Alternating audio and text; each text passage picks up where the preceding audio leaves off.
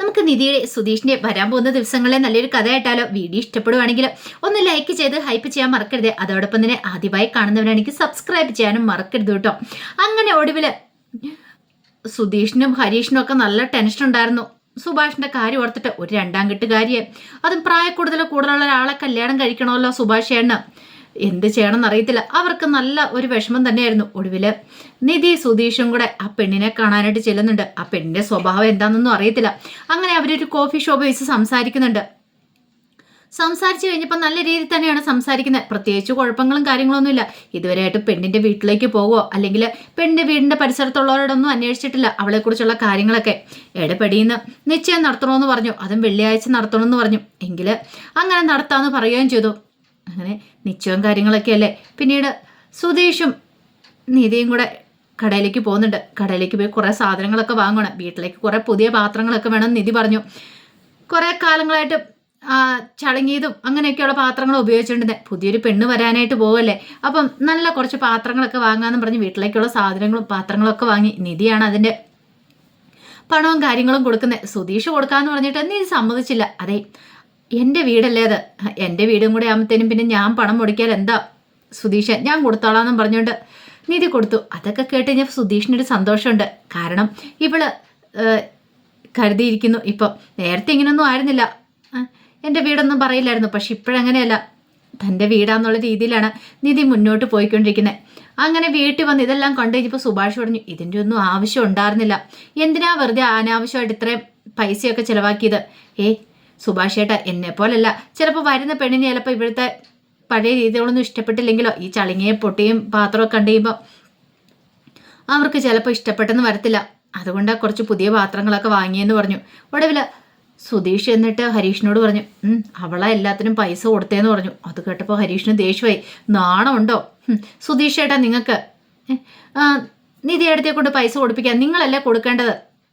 അല്ല, സുധീഷാണല്ലേ നിധി അടുത്ത കഴുത്ത് താലി അർത്തി. എന്നിട്ടോ? അപ്പോഴേക്കും സുധീഷ് പറഞ്ഞു, എടാ ഞാൻ കൊടുക്കാന്ന് പറഞ്ഞ, പക്ഷെ സമ്മതിച്ചില്ല. എന്നാലിത് മോശമായി പോയെന്ന് പറഞ്ഞു. അങ്ങനെ അതിൻ്റെ പേരിൽ രണ്ടുപേരും കൂടെ കിടന്ന് അടി ഉണ്ടാക്കുവാണ്. ഒടുവിൽ സുഭാഷ് വന്നിട്ട് പറഞ്ഞു, ഒന്ന് നിർത്തുന്നുണ്ടോ? ഇനി ഇത് കണ്ടുകൊണ്ട് വന്നിട്ട് വേണം നിധി നിങ്ങളെ വഴക്കുറയാന്ന് പറഞ്ഞു. കുറേ സമയം കഴിഞ്ഞിട്ട് നിർത്തിയില്ല. ഒടുവിൽ നിധി വന്ന് ഒച്ചപ്പാടും ബഹളം ഉണ്ടാക്കി രണ്ടെണ്ണത്തിനെ പറഞ്ഞു വിടുവാണ്. അങ്ങനെ നിശ്ചയ ദിവസമായി. പെട്ടെന്ന് 2 ദിവസത്തിനുള്ള കാര്യങ്ങളെല്ലാം നടന്നു. പെണ്ണ് കാണലും കാര്യങ്ങളൊക്കെ നടന്നു. പക്ഷെ പെണ്ണിന്റെ വീട്ടിലേക്ക് പോകുമോ ഒന്നും അന്വേഷിക്കുമെന്ന് ഇവർ ചെയ്തിട്ടുണ്ടായിരുന്നില്ല. എത്രയും പെട്ടെന്ന് നിശ്ചയം നടത്തണമെന്ന് അവർ പറഞ്ഞായിരുന്നു. അങ്ങനെ വെള്ളിയാഴ്ച നിശ്ചയത്തിന് വേണ്ടി തിരഞ്ഞെടുത്തായിരുന്നു. വെള്ളിയാഴ്ച ആയി കഴിഞ്ഞപ്പോഴത്തേനും സുഭാഷ് പതിവ് പോലെ തന്നെ എഴുന്നേറ്റ് അടുക്കള ജോലികളൊക്കെ ചെയ്യുമ്പോഴത്തേനും സുധീഷിൻ്റെ അടുത്ത് വന്ന് നിധി പറഞ്ഞു, അല്ല സുഭാഷേൻ്റെ അല്ലേ നിശ്ചയം കാര്യങ്ങൾ, എന്നിട്ട് എന്താ സുഭാഷേണ്ണ ഇങ്ങനെ? അത് പിന്നെ സുഭാഷേൻ്റെ സ്വഭാവം അറിയാലോ. സുഭാഷേട്ടൻ വീട്ടിലെ ജോലികളൊക്കെ തീർത്തിട്ട് പോകാനായിട്ടായിരിക്കും ഇരിക്കുന്നത്. അപ്പോൾ ഒരു ഉച്ചയ്ക്ക് ആകുമ്പോഴത്തേനും അവരുടെ വീട്ടിലേക്ക് ചെന്നേക്കാനാണ് പറഞ്ഞിരിക്കുന്നത്. രാവിലെ സുഭാഷ് അടുക്കള കയറി അടുക്കള ജോലികളൊക്കെ തീർത്തു. അപ്പോഴേക്കും നിധി വന്നിട്ടുണ്ട്, സുഭാഷേട്ടാ ഇതൊന്നും ചെയ്യണ്ടെന്ന് പറഞ്ഞു. സുഭാഷ് പിന്നീട് ആലോചിച്ചിട്ട് പറഞ്ഞു, അല്ല നമ്മൾ നിശ്ചയത്തിന് പോകുമ്പോൾ അവരെയും കൂടെ വിളിക്കണ്ടേ? ഗംഗാധരൻ വല്യച്ഛനെ ലളിതാമ്മയൊക്കെ വിളിക്കണ്ടേ? അല്ല ഈ സമയത്ത് എന്ന് പറഞ്ഞ് അവർ വരുമോ? വിളിക്കാതിരിക്കാൻ പറ്റില്ലല്ലോ, വിളിക്കണമെന്നായി. അപ്പോഴേക്കും സുധീഷ് പറഞ്ഞു, എനിക്ക് തോന്നണില്ല വരുമെന്ന്. അല്ലെങ്കിലും വന്നാൽ തന്നെ വെറുതെ വഴക്കും പ്രശ്നങ്ങളൊക്കെ ഉണ്ടാകത്തുള്ളൂ, അതിൻ്റെ ആവശ്യമുണ്ടോ? പക്ഷേ സുഭാഷിന് എന്തോ വല്ലാത്തൊരു ബുദ്ധിമുട്ടായിരുന്നു. അവരെയും കൂടെ വിളിച്ചില്ലെങ്കിൽ ഒന്നുമില്ലെങ്കിലും ബന്ധുക്കാരില്ലേ അവരെയും കൂടെ വിളിക്കാമെന്നൊരു ചിന്തയും കാര്യങ്ങളൊക്കെ സുഭാഷിൻ്റെ മനസ്സിലുണ്ടായിരുന്നു. ഇതേ സമയത്ത് സുധീഷും ഹരീഷും കൂടെ എന്ത് ചെയ്തു, പെണ്ണിൻ്റെ വീടിൻ്റെ അവിടേക്ക് ചെല്ലുവാണ്. കാരണം അവർ പറഞ്ഞു കൊടുത്ത അടയാളങ്ങളൊക്കെ വെച്ച് അവിടെ പോയി അന്വേഷിച്ച് കഴിഞ്ഞപ്പോഴത്തേനും ആൾക്കാർക്ക് ആർക്കും അവരുടെ കുടുംബത്തെക്കുറിച്ച് നല്ല അഭിപ്രായമില്ല. എപ്പോഴും വഴക്കും പ്രശ്നങ്ങളും ഉള്ള കുടുംബമാണ്. അത് മാത്രമല്ല പെണ്ണിൻ്റെ ഒച്ചപ്പാടും ബേളമൊക്കെ കേട്ട അയലൊക്കത്തുള്ളവർക്ക് പോലും ഇരിക്കത്തില്ല. അമ്മാതിരി ഒച്ചപ്പാടുള്ള കുടുംബമാണെന്ന് പറഞ്ഞു. ചോദിച്ചവരോടെല്ലാം അങ്ങനെ, അവരെല്ലാം അങ്ങനെയാണ് പറയണത്. ഒരാൾ പോലും നല്ലത് ആ കുടുംബത്തെക്കുറിച്ച് പറഞ്ഞില്ല. എപ്പോഴും അടിയും വഴക്കും മാത്രമുള്ളൊരു കുടുംബമാണ്. ആ പെണ്ണിൻ്റെ ശബ്ദം കേട്ടിട്ടുണ്ടെങ്കിൽ അവരിവിടെ നിന്ന് മാറിപ്പോവാണെങ്കിൽ മറ്റോ അയലൊക്കത്തുള്ളവർക്ക് സന്തോഷമായിട്ട് ജീവിക്കാമെന്നൊക്കെ പറഞ്ഞു. അത് കേട്ടപ്പോൾ സുധീഷിനും ഹരീഷിനും ഒക്കെ ടെൻഷനായി. കാരണം കുടുംബത്തിലേക്ക് വന്ന് കയറുന്ന പെണ്ണ് നല്ലതല്ലെങ്കിൽ ആ കുടുംബം വല്ലാതായി പോകത്തില്ലേ? ഇനിയിപ്പോൾ അങ്ങനെ ഒരു പെണ്ണാണ് ഈ കുടുംബത്തിലേക്ക് വരുന്നെങ്കിൽ ഈ കുടുംബം തന്നെ ശിഥിരമായി പോകുന്നുള്ള കാര്യം അവർക്ക് മനസ്സിലായി. പക്ഷേ സുഭാഷ് ഏട്ടൻ ഭയങ്കര പ്രതീക്ഷയില്ല, എന്ത് ചെയ്യണമെന്ന് പോലും അറിയില്ല. ആ സമയം സുഭാഷ് പോയിട്ട് എന്ത് ചെയ്തു, ഗംഗാധരനോട് അവരോട് സംസാരിക്കുന്നുണ്ട്, ലളിതയോടും. കൃത്യസമയത്ത് സുനന്ദ അവിടെ ഉണ്ടായിരുന്നു. സുനന്ദ വീട്ടിൽ 2 ദിവസം നിൽക്കാനായിട്ട് വന്നാണ്. പക്ഷെ ഗംഗാധരനും ലളിതയൊന്നും വരത്തില്ല എന്ന് പറഞ്ഞു. ഈ നിശ്ചയ ചടങ്ങിന് കൃത്യം മുഹൂർത്തത്തിൽ അവൻ വന്ന് വിളിച്ചിരിക്കുന്നു. എടാ ഇതൊക്കെ ഇന്നാണോ പറയണത്? നിശ്ചയത്തിന് അന്നാണോ ഒന്ന് പറയണത്? നേരത്തെ പറയേണ്ട കാര്യങ്ങളല്ലേ? ഇവിടെ സുഭാഷ് പറഞ്ഞു, അതെ 2 ദിവസം കൊണ്ട് കാര്യങ്ങളൊക്കെ സെറ്റാക്കിയത്, അതുകൊണ്ട് പറയാൻ പറ്റിയില്ല. അവർക്ക് പെട്ടെന്ന് തന്നെ നിശ്ചയം നടത്തണമെന്നായിരുന്നു, അതുകൊണ്ട് അല്ലെങ്കിൽ നേരത്തെ പറഞ്ഞാലെന്ന് പറഞ്ഞു. സുനന്ദ പറഞ്ഞു, സുഭാഷേടം വിഷമിക്കൊന്നും വേണ്ട, ഇവരെയും കൂട്ടിക്കൊണ്ട് ഞാൻ വന്നോളാന്ന് പറഞ്ഞു. സുനന്ദ ഉറപ്പ് കൊടുത്തു. അങ്ങനെ സുഭാഷ് അങ്ങോട്ട് പോയി കഴിഞ്ഞപ്പോൾ സുനന്ദ പറഞ്ഞു, കണ്ടില്ലേ സുഭാഷേണ്ട നിശ്ചയം കല്യാണം കൂടണമെന്ന് എനിക്ക് ആഗ്രഹം ഉണ്ടായിരുന്നു, അതുകൊണ്ട് തന്നെ കൃത്യസമയത്ത് പറയാതെ തന്നെ ഞാൻ ഇങ്ങോട്ടേക്ക് വന്നില്ലേ. സുനന്ദ ഭയങ്കര സന്തോഷത്തിലായിരുന്നു. പക്ഷേ ഗംഗാധരനും ലളിതയ്ക്കൊന്നും അതൊന്നും ഒട്ടും ഇഷ്ടപ്പെടുന്നുണ്ടായിരുന്നില്ല. പിന്നീട് വീട്ടിലേക്ക് വന്നിട്ട് സുഭാഷ് നിധിയോട് ഈ കാര്യം പറഞ്ഞ് അവരെയും വിളിച്ചിട്ടുണ്ടെന്ന്. നിധിക്കും അതിന് താല്പര്യക്കുറവൊന്നും ഉണ്ടായിരുന്നില്ല ഗംഗാധരനും അവരൊക്കെ വരുന്ന കാര്യത്തിൽ. കുറച്ച് കഴിഞ്ഞപ്പോഴത്തേനും സുഭാഷ് അങ്ങോട്ട് അടുക്കളയിലേക്ക് കയറിപ്പോയി കഴിഞ്ഞപ്പോഴാണ് നിധിയും നികേഷും കൂടെ പെണ്ണിനെ കുറിച്ച് സംസാരിച്ചുകൊണ്ടിരിക്കുകയാണ്. അപ്പോഴാണ് സുധീഷ് ഹരീഷും കൂടെ വരുന്നത്. അങ്ങനെ വന്നിട്ട് നിധിയോട് കാര്യങ്ങൾ പറയണം, ഇന്ന പോലെയാണ് കാര്യങ്ങൾ. അവരെക്കുറിച്ച് ചോദിച്ചവരോടെല്ലാം നല്ല അഭിപ്രായമല്ല പറഞ്ഞേ, അവർ എല്ലാവർക്കും മോശം അഭിപ്രായം ആ കുടുംബത്തെക്കുറിച്ചും ആ പെണ്ണിനെക്കുറിച്ചും. ഇനിയിപ്പോൾ എന്ത് ചെയ്യും അതാ അറിയത്തില്ലാത്ത, എന്ത് ചെയ്യണമെന്ന് പോലും അറിയത്തില്ല. വല്ലാത്തൊരു ബുദ്ധിമുട്ടായിപ്പോയി. ഇത്തരം കാര്യങ്ങളൊക്കെ ആയില്ലേ, ഇനി സുഭാഷേനോട് ഇത് പറയാനും പറ്റില്ല. പറഞ്ഞിട്ടുണ്ടെങ്കിൽ സുഭാഷേൻ എന്ത് കരുതും? മനഃപൂർവ്വം കല്യാണം മുടക്കുവാണെന്നൊരു ചിന്ത മനസ്സിലേക്ക് വരും. അത്ര പ്രതീക്ഷയോട് കൂടിയിട്ടാണ് സുഭാഷേൻ ഇരിക്കുന്നത്. ഒടുവിൽ നിശ്ചയത്തിന് പോകാൻ തന്നെ തീരുമാനിച്ചു. കുറച്ച് കഴിഞ്ഞപ്പോഴത്തേനും ഗംഗാധരനും സുനന്ദയും ലളിത ഞങ്ങളുടെ വീട്ടിലേക്ക് വരുവാണ്. അങ്ങനെ വന്ന് കാര്യങ്ങളൊക്കെ അന്വേഷിക്കുകയാണ്. എവിടെയാ വീട്, എന്താ ഏതാ പെണ്ണിൻ്റെ കാര്യങ്ങളെക്കുറിച്ചൊക്കെ അന്വേഷിക്കുക. അപ്പോഴേക്കും സുഭാഷ് പറഞ്ഞു, അതെ ഞങ്ങളിതിലായിട്ടും പെണ്ണിൻ്റെ വീട്ടിൽ പോയിട്ടില്ല, അവർ ലൊക്കേഷനും കാര്യങ്ങളൊക്കെ ഇട്ട് തന്നിട്ടുണ്ട്. വീട്ടിൽ പോയിട്ടില്ലേ? അതെന്ത് പരിപാടിയാണ് നിങ്ങൾ കാണിക്കണേ? വീട്ടിൽ പോകാതെയാണ് കല്യാണം ഉറപ്പിച്ചിരിക്കുന്നത്. അത് പിന്നെ വീട്ടിൽ പോയില്ലേ, ഇടപെടിയെന്നായതുകൊണ്ട്. എന്നാലും ഇത് ശരിയാന്ന് തോന്നില്ല. ഒരു കല്യാണം ഉറപ്പിക്കുമ്പോൾ ഇങ്ങനെയൊക്കെയാണോ ചെയ്യുന്നത്? പെണ്ണിൻ്റെ വീട്ടിൽ പോയി പെണ്ണിൻ്റെ വീട്ടിൽ പോകണം, അവിടുത്തെ വീടും പരിസരവും കാണണം, പിന്നെ അടുത്തുള്ളവരോടൊക്കെ അന്വേഷിക്കണം. അങ്ങനെ ഒരു കല്യാണം സാധാരണ നടത്തുന്നത്. ഇത് നിങ്ങളൊന്നും ചെയ്യാതെ പെണ്ണിനെ മാത്രം കണ്ട് പെണ്ണിനെ മാത്രം മതിയെന്നും പറഞ്ഞുകൊണ്ട് ഇതൊക്കെ ശരിയാവുന്ന കാര്യമാണോ സുഭാഷേ എന്ന് ഗംഗാധരൻ ചോദിച്ചു. അത് പിന്നെ വല്യച്ച പെട്ടെന്നായതുകൊണ്ട് ഇനിയും സമയമുണ്ടല്ലോ എന്ന് പറഞ്ഞു. അതെങ്ങനെ ശരിയാവും? നിശ്ചയം കഴിഞ്ഞിട്ടുണ്ടെങ്കിൽ പിന്നെ മാറാൻ പറ്റുന്ന കാര്യമാണോ? അതിനു മുമ്പ് ചെയ്യേണ്ട കാര്യങ്ങൾ അതിനു മുമ്പ് ചെയ്യണം. അല്ല കൊണ്ടുപോകാനുള്ള മോതിരം കാര്യങ്ങളൊക്കെ വാങ്ങിയോ? നിശ്ചയത്തിന് മോതിരം മാറ്റം. അപ്പോഴാണ് സുഭാഷ് അതിനെക്കുറിച്ച് ഓർക്കുന്നത്. ഇതൊക്കെ അറിയത്തില്ലെങ്കിൽ നിങ്ങൾ ആരുടെയും ചോദിക്കണ്ടേ എന്ന് ചോദിച്ചു. അപ്പോഴേക്കും സുഭാഷ് പറഞ്ഞു, അതെ അവർക്ക് പൈസ കൊടുത്താൽ മതിയെന്ന് അവർ പറഞ്ഞത്, അവർ വാങ്ങിച്ചോളെന്നൊക്കെ പറഞ്ഞെന്ന് പറഞ്ഞു. എന്താണെങ്കിലും എനിക്ക് അത്ര ശരിയായിട്ട് തോന്നില്ല. അപ്പോഴേക്കും ഗംഗാധരൻ അങ്ങോട്ട് കയറി വന്നു. ഗംഗാധരൻ വന്നിട്ട് ചോദിച്ചു, അല്ല ഇവരെ ആരായി വിളിച്ചേ? നീ ആണ്ടോ ക്ഷണിച്ചതെന്ന് ചോദിച്ചു. സുഭാഷ് പറഞ്ഞു, ഞാൻ വിളിച്ചോ? ഓ അപ്പം അങ്ങനെ വന്നിരിക്കുമായിരിക്കുമല്ലേ? അപ്പോഴേക്കും ഗംഗാധരൻ പറഞ്ഞു, എടാ സുഭാഷേ നീ വന്ന് പറഞ്ഞുകൊണ്ട് മാത്രമാണ് ഞങ്ങൾ വന്നേ, അല്ലെങ്കിൽ ഒരു കാരണവശാലും ഞങ്ങൾ വരില്ലായിരുന്നു. വലിഞ്ഞു കയറി വന്നൊന്നും അല്ല. സുനന്ദ പറഞ്ഞു, ദേ ഒന്നും മിണ്ടാതിരിക്കാം അമ്മാവ, ഒരു നല്ല കാര്യത്തിന് പോകാൻ വേണ്ടി നമ്മൾ വന്നല്ലേന്ന് ചോദിച്ചു. ഒടുവിൽ സുനന്ദ പറഞ്ഞു, അതെ ഞങ്ങൾ പോയി റെഡി ആയിട്ടിരിക്കുക, എപ്പോഴാണ് ഇറങ്ങണേന്ന് ചോദിച്ചു. സമയമൊക്കെ പറഞ്ഞു. എങ്കിൽ അവിടെ വന്നാൽ മതി, ഞങ്ങൾ അവിടെ നിന്ന് വണ്ടിയെ കയറിക്കോളാന്ന് പറഞ്ഞു.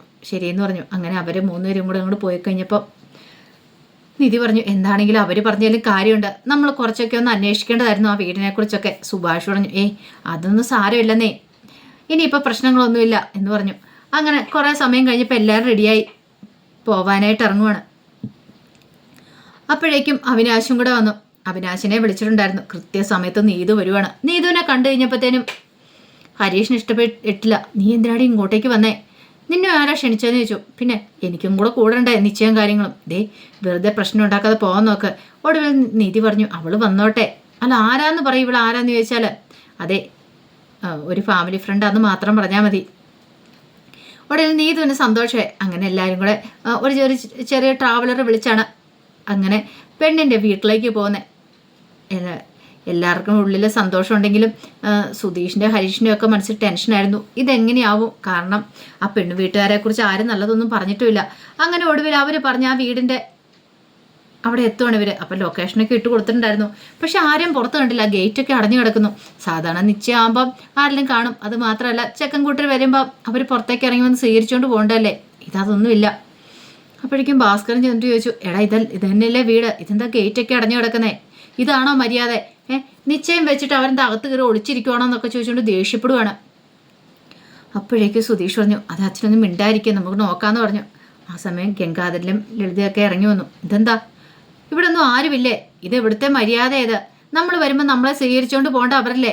ഹോ, നല്ല കുടുംബം, ബെസ്റ്റ് കുടുംബത്തിൽ നിന്ന് തന്നെ പെണ്ണെടുക്കാനായിട്ട് വന്നിരിക്കുന്നൊക്കെ പറഞ്ഞുകൊണ്ട് കളയാക്കിക്കൊണ്ടിരിക്കുകയാണ്. സുഭാഷിന് ആപ്പാ ടെൻഷനായി. അപ്പോഴേക്കും ഭാസ്കരൻ ദേഷ്യപ്പെട്ടു. എടാ, എന്ത് മര്യാദയുടെ അത്? ഇത്രയായിട്ട് ആരെങ്കിലും ഇറങ്ങി വന്നോന്ന് നോക്കിയേ? ഒരു വണ്ടി നിന്നിട്ട് പോലും അവരാരും ഇറങ്ങി വന്നില്ല. ഇനി നിനക്ക് വീട് മാറിപ്പോയോ? ഇത് തന്നെ അച്ഛാന്ന് പറഞ്ഞു. സുധീഷ് പറഞ്ഞു ഞാനൊന്ന് നോക്കട്ടെ എന്ന് പറഞ്ഞു. അങ്ങനെ ഗേറ്റ് തുറന്ന് അകത്തേക്ക് കയറിപ്പോയി കോളിംഗ് ബെല്ലടിച്ചു. കോളിംഗ് ബെല്ലടിച്ചു കഴിഞ്ഞപ്പോഴത്തേനും പെണ്ണിൻ്റെ അച്ഛൻ വന്ന് കഥ പറഞ്ഞു. അപ്പോഴേക്ക് സുധീഷ് പറഞ്ഞു അതെ, ഞങ്ങൾ നിശ്ചയത്തിന് വേണ്ടി വന്നാന്ന് പറഞ്ഞു. ഗംഗാധരൻ പറഞ്ഞു ഇതൊക്കെ പറയേണ്ട കാര്യമുണ്ടോ? നിശ്ചയത്തിന് വേണ്ടി വന്നാന്ന്. എടാ, നാണമുണ്ടോ നിനക്കൊക്കെ? ഇങ്ങനെയൊക്കെ പറഞ്ഞിട്ടാണോ അവർ നമ്മളെ സ്വീകരിച്ചുകൊണ്ട് പോകണ്ടെന്നല്ലേന്ന് ചോദിച്ചു. അപ്പോഴേക്കും പെണ്ണിൻ്റെ അമ്മയും കൂടെ ഇറങ്ങി വന്നു. വാ, നമുക്ക് അകത്തിരുന്ന് സംസാരിക്കാമെന്ന് പറഞ്ഞു. അങ്ങനെ അകത്തേക്ക് കയറി കഴിഞ്ഞപ്പോൾ അവിടെ അതിൻ്റെ നിശ്ചയത്തിൻ്റെതായ ഒരു ഒരുക്കങ്ങളും കണ്ടില്ല. ഇവരാണെങ്കിൽ എല്ലാം സെറ്റിങ്സോട് കൂടിയിട്ടാണ് പോയത്. പക്ഷെ അവിടെ അതിൻ്റെ ഇതൊന്നും കണ്ടില്ല. എല്ലാവർക്കും ആകാംക്ഷ ഇതെന്താ സംഭവമെന്ന്. അപ്പോഴേക്കും പെണ്ണങ്ങോട്ട് വന്നു. പെണ്ണൊരു ചുരിദാറൊക്കെ ഇട്ടോണ്ടാ വന്നേ. സാരി ഒന്നും എടുത്തിട്ടില്ല. ഭാസ്കരൻ ചോദിച്ചു ഇതെന്താടാ സുഭാഷേ? ഇവളെന്താ ഒരു മേക്കപ്പ് ചെയ്തിട്ടില്ല, ഒരു സാരി എടുത്തിട്ടില്ല, ഒന്നും ചെയ്തിട്ടില്ല. അല്ല, നിങ്ങളുടെ തന്നെയല്ലേ നിശ്ചയാന്ന് ചോദിച്ചു. അപ്പോഴേക്കും സുഭാഷ് ചോദിച്ചു അല്ല എന്താ ഇത്? എനിക്കൊന്നും മനസ്സിലാകുന്നില്ല. നിശ്ചയത്തിന് വരാൻ പറഞ്ഞിട്ട്. അപ്പോഴേക്കും സുധീഷ് ഇടയ്ക്ക് കയറി ദേഷ്യപ്പെടുകയാണ് അവരോട്. നിങ്ങൾ എന്ത് പരിപാടിയാണ് കാണിക്കണേ? നിശ്ചയം വെച്ചിട്ട് ഞങ്ങളെ കളിയാക്കുവാണോന്ന് ചോദിച്ചു. അപ്പോഴാണ് പെണ്ണിൻ്റെ അച്ഛൻ പറയുന്നത് അതെ, ഒരു പ്രശ്നമുണ്ടെന്ന് പറഞ്ഞു. ബ്രോക്കർ പറഞ്ഞില്ലായിരുന്നു എന്ന് ചോദിച്ചു. ബ്രോക്കർ എന്ത് പറയാനായിട്ട്? പെണ്ണിൻ്റെ അമ്മ പറഞ്ഞു ഞാൻ പറയാമെന്ന് പറഞ്ഞു. അത് പിന്നെ ഉണ്ടല്ലോ, ഇവളുടെ കല്യാണമാണ്, നിശ്ചയം കാര്യങ്ങളൊക്കെയാണെന്ന് പറഞ്ഞ് ഇവളുടെ ഹസ്ബൻഡിൻ്റെ വീട്ടിൽ അറിഞ്ഞിട്ടുണ്ടായിരുന്നു. അപ്പോൾ ഡിവോഴ്സിന് 2-3 മാസം ബാക്കിയുണ്ടല്ലോ. അപ്പോഴേക്കും ഗംഗാധരനൊക്കെ പരസ്പരം നോക്കുവാണേ. ഡിവോഴ്സോ? അവർക്കൊന്നും മനസ്സിലായില്ല. അവർക്ക് ഈ കഥകളൊന്നും അറിയണ്ടായിരുന്നില്ല ഗംഗാധരൻ ലളിതയ്ക്കും. പിന്നീടാണ് അവരറിയുന്നത് പെണ്ണിൻ്റെ 2ാം വിവാഹമാണ്, ഡിവോഴ്സും കാര്യങ്ങളും നടക്കാൻ പോകുന്നുള്ളെന്ന്. ഓഹോ, കൊള്ളാം, ബെസ്റ്റ്. എന്നിട്ടാണോടാ നീ ഇവിടുന്ന് പെണ്ണെടുക്കാൻ വന്നതെന്നൊക്കെ ചോദിച്ച് സുഭാഷിനോട് ദേഷ്യപ്പെടുന്നുണ്ട്. അപ്പോഴേക്കും പെണ്ണിൻ്റെ അമ്മ പറഞ്ഞു അതെ, ഇവളുടെ കല്യാണം എന്ന് പറഞ്ഞ് ഇപ്പോൾ ചെറുക്കൻ്റെ വീട്ടുകാർ ഒന്ന് സംസാരിച്ചു. അവർ പറയുന്ന ഡിവോഴ്സും കാര്യങ്ങളൊന്നും വേണ്ട, അവർക്ക് താല്പര്യമില്ല. അതുകൊണ്ട് ഇവർ രണ്ടുപേരും ഒന്നിച്ച് ജീവിക്കട്ടെ എന്ന പെണ്ണും ചെറുക്കനും വീണ്ടും. അപ്പോൾ ഇവള് സമ്മതിച്ചു അവിടേക്ക് പോകാനായിട്ട് എന്ന് പറഞ്ഞു. തലയിൽ ഇടുത്തി വെട്ടിയ അവസ്ഥയായി സുഭാഷിന്. ഇതും മുടങ്ങിപ്പോയെന്നൊരു ചിന്ത. അപ്പോഴേക്കും സുധീഷും ഭാസ്കരനും ഒക്കെ ചാടി എഴുന്നേറ്റു. നിങ്ങൾക്ക് ഒരു വാക്ക് നേരത്തെ പറയാൻ മേലായിരുന്നോ? ഈ വന്നു കഴിഞ്ഞപ്പോഴാണോ പറയണേ? അല്ല, അത് ഞങ്ങൾ ബ്രോക്കറോടാണോ പറയണേ? ഇതൊക്കെ നേരിട്ട് വീട്ടിൽ വന്ന് പറയേണ്ട കാര്യങ്ങളല്ലേ? ഞങ്ങൾ ഈ തയ്യാറെടുപ്പ് നടത്തി വന്നതല്ലേ എന്നൊക്കെ ചോദിച്ചു. ഭയങ്കര ഒച്ചപ്പാടും വേണം. ഒടുവിൽ ലളിതയോട് ഗംഗാധരൻ പറഞ്ഞു വാ ഇങ്ങോട്ട്, വെറുതെ മനുഷ്യനെ നാണം കെടുത്താനിട്ട് ഇവള് കാരണം ഇങ്ങോട്ടേ വന്നേന്നും പറഞ്ഞ് സുനന്ദയെ ചീത്ത പറഞ്ഞു. അങ്ങനെ തിരികെ എല്ലാവരും കൂടെ പോരുന്ന വഴിക്ക് വണ്ടിക്കകത്ത് വെച്ച് ഒച്ചപ്പാടും വേളം ഉണ്ടായി. ഒടുവിൽ ഗംഗാധരന് ലളിതയും സുനന്ദയും വിളിച്ചുകൊണ്ട് അവിടെ ഇറങ്ങി. നിങ്ങളുടെ കൂടെ ഞങ്ങൾ വരുന്നില്ല, ഞങ്ങൾ തനിച്ച് വന്നോളാം എന്നൊക്കെ പറഞ്ഞു. വീട്ടിലേക്ക് വന്നിട്ട് എല്ലാവർക്കും ഭയങ്കര വിഷമമായിരുന്നു. സുഭാഷിനെ എല്ലാവരും ചീത്ത പറയണം. സുഭാഷയാണ് ഒറ്റയെടുത്തിന് എല്ലാത്തിനും കാരണം. സുഭാഷയാണ് നേരത്തെ ഇതൊക്കെ അന്വേഷിക്കാൻ മേലായിരുന്നോ? ഞങ്ങൾ അന്വേഷിക്കാന്ന് പറഞ്ഞപ്പോൾ സുഭാഷേട്ട സമ്മതിച്ചില്ല. എല്ലാം ഒറ്റയ്ക്ക് അങ്ങോട്ട് തീരുമാനം എടുത്തു. എന്നിട്ടിപ്പോൾ കണ്ടില്ലേ എന്നൊക്കെ ചോദിച്ചുകൊണ്ട് അവിനാശിന് ഇതൊക്കെ കേട്ട് കഴിഞ്ഞപ്പോൾ സങ്കടമായി. അവിനാശ് പറഞ്ഞു അതെ, സുഭാഷേട്ടൻ എന്നോടൊപ്പം വരട്ടെ, ഇത്തിരി കഴിയുമ്പോൾ സുഭാഷേട്ടൻ വന്നോളൂ എന്ന് പറഞ്ഞു. സുഭാഷിൻ്റെ മനസ്സൊന്ന് ഫ്രഷാക്കാൻ വേണ്ടി അവിനാശ് വിളിച്ചുകൊണ്ട് പോവുക. നീതിക്ക് സുധീഷിനൊക്കെ നല്ല സങ്കടമായിപ്പോയി. കാരണം ഇത്രയും വലിയൊരു പ്രശ്നം സുഭാഷിന് വീണ്ടും വിഷമമായല്ലോ. ഇനി കഴിഞ്ഞ പ്രാവശ്യത്തെ പോലെ എങ്ങാനും വീട് വിട്ട് പോവുമോ എന്നൊരു ഭയമൊക്കെ ഉള്ളിലുണ്ടായിരുന്നു. അങ്ങനെ അവിനാശിൻ്റെ വീട്ടിലേക്ക് ചെന്നു. സുഭാഷ് തൻ്റെ മനസ്സിലുള്ള വിഷമങ്ങളൊക്കെ തുറന്നു പറയണം. അപ്പോഴേ ചാന്ദിനി അത് വന്ന് കേട്ടു. ചാന്ദിനിക്ക് സങ്കടമായി.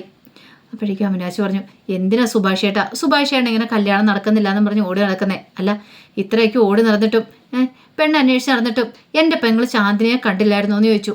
ഒരു നിമിഷം സുഭാഷ് അന്താളിപ്പോടെ നോക്കുകയാണ്. എന്താ പറഞ്ഞേ? എൻ്റെ പെങ്ങൾ ചാന്ദിനി. എനിക്ക് സുഭാഷേട്ടനെ കല്യാണം കഴിപ്പിച്ചു തരാൻ ഒത്തിരി ഇഷ്ടമാണ്. കാരണം സുഭാഷേട്ടനെ പോലെ നല്ലൊരു ചെറുപ്പക്കാരനെ കൊണ്ട് കെട്ടിക്കാനാണ് ഞാൻ ആഗ്രഹിക്കുന്ന എൻ്റെ പെങ്ങളെന്ന് പറഞ്ഞു. സുഭാഷിന് ഇതിൽ പരോട് സന്തോഷമില്ല. സുഭാഷിന് തുള്ളിച്ചാണെന്ന് തോന്നി. ചാന്ദിനിയെ നോക്കി. ചാന്ദിനിക്ക് സന്തോഷമായിരുന്നു. ചാന്ദിനിയും ചിരിക്കുക. അങ്ങനെ ഇനി എന്താണല്ലോ അവരുടെ കല്യാണം നമ്മൾ കാണാൻ പോകുന്നത്. ആ വിശേഷങ്ങളൊക്കെ നമുക്ക് എല്ലാവർക്കും കാത്തിരിക്കാട്ടോ. ഒരിക്കൽ കൂടി എല്ലാവർക്കും ശുഭദിനം നേർന്നുകൊണ്ട് നിർത്തുന്നു. നന്ദി.